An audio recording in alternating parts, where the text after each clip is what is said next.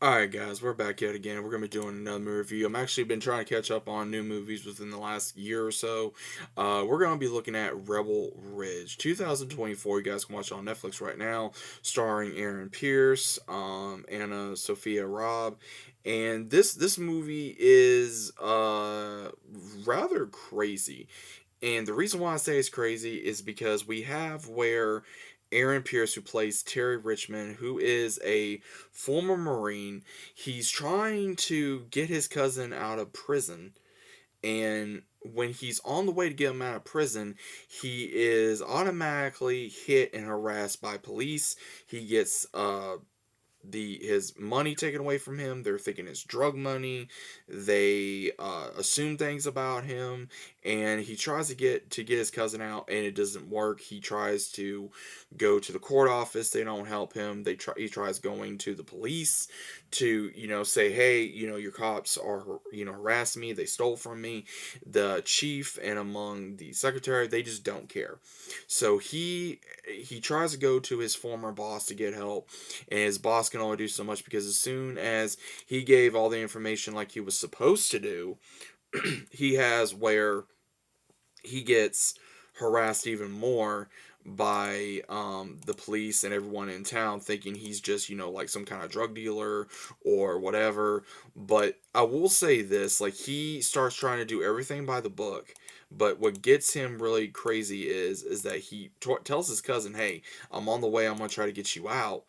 And as soon as he tries, unfortunately, he does not able to save him.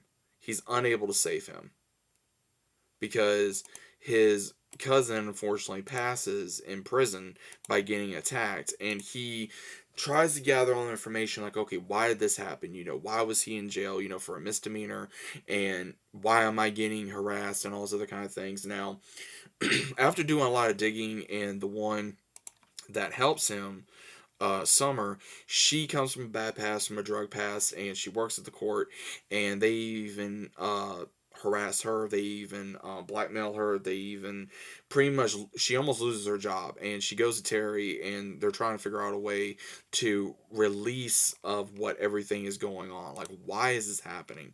Why is this continuing to go on? And when they finally reveal everything, it is revealed that all the cops and most of the officials are dirty because they're trying to keep everything afloat. They're trying to keep the town afloat.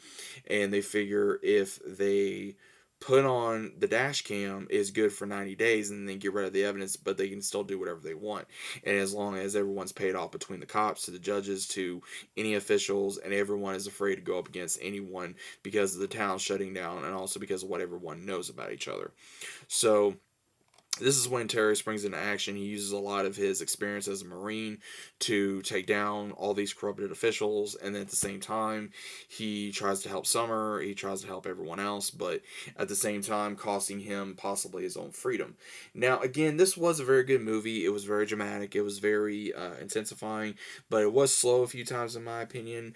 The ending really leaves you on a cliffhanger, not really saying, hey, this is how it's going to end, and I was just really disappointed about that. I was hoping that we'd get a better ending. I was hoping we would get a conclusion of the story, rather than, okay, hey, I have proof that these cops are dirty, that all these people are dirty, and pretty much just sits in the hospital after he gets Summer and another cop that was helping her to the hospital to help them and make sure they live.